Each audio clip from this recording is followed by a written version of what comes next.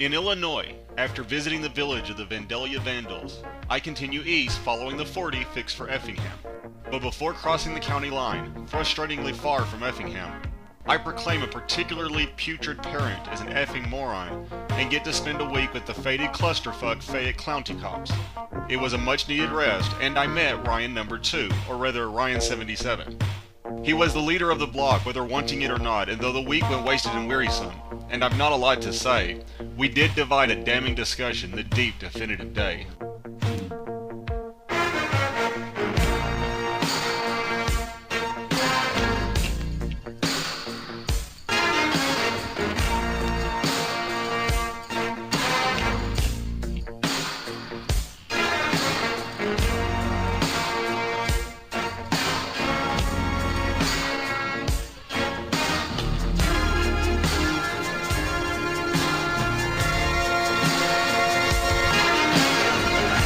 I met Ryan Venti, summer 2011, in southern Texas, as he was rising and flowing his way from California.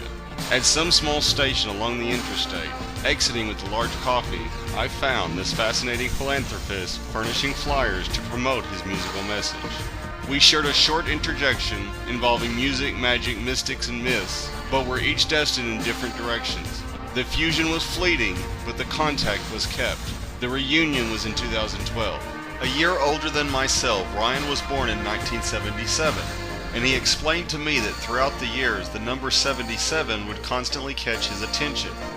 He noticed it everywhere, in the street, on TV, and recently by adding the ages of his siblings, numerous number games, and of course the famed chain 7-Eleven. And until me, he was never aware of the attacks of 7-7.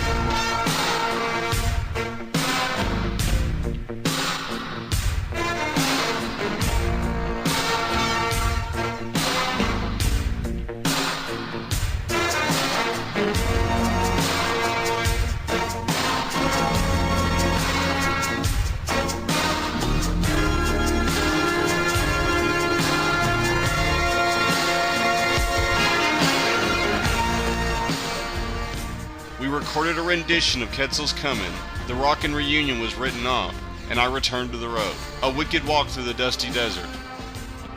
The dumb sons of bitches had me sleeping in ditches and tightening my britches and losing sunburnt hide on the road walking down the side, not a sign of a soul inside. More recently, speaking of the side of the road, Ryan has been noticing in the desert one darkening day, some other interesting.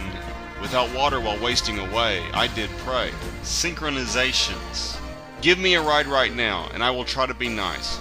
He would mention a type of food item to his cellmates, flaunting the flyers freely, and it would be served for dinner. Nothing.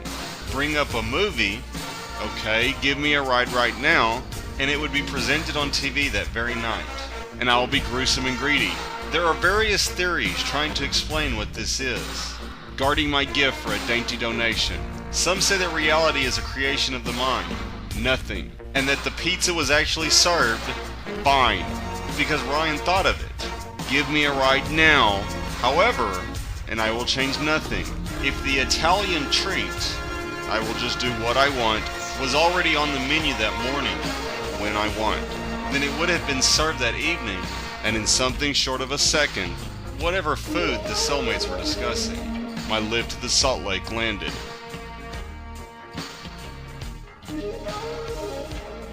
I came by and offered the opinion that the synchronizations happened so that he would notice them, preparing him to meet me. In Missouri, I get a ride from a know-it-all computer geek, and before long we are arguing. I call him an idiot, and he drops me off at the side of the road. I shrug and continue walking. Less than a mile later, another car pulls over. It's an older, well-traveled woman traveling alone. We discuss the meaning of the word missionary, and I tell her that technically I'm a prophet. She laughs heartily.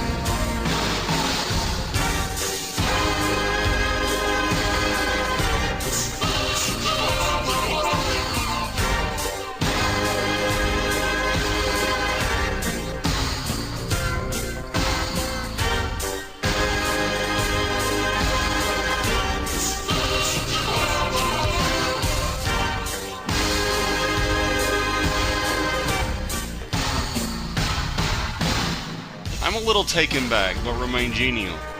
Further down the road, I discovered that I had no reason to be offended. Apparently, the reason that the woman laughed is because as she began her journey that morning, she actually asked God for a prophet. Now that I look back, I too can laugh, because if it wasn't for my calling that first kid an idiot, and his leaving me stranded a good 20 miles from the next town,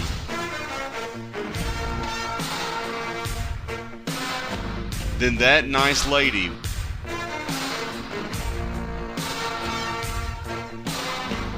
would not have met me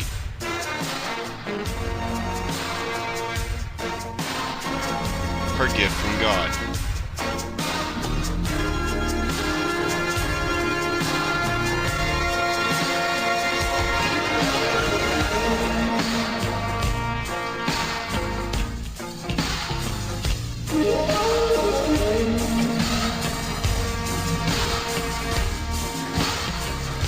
Yeah.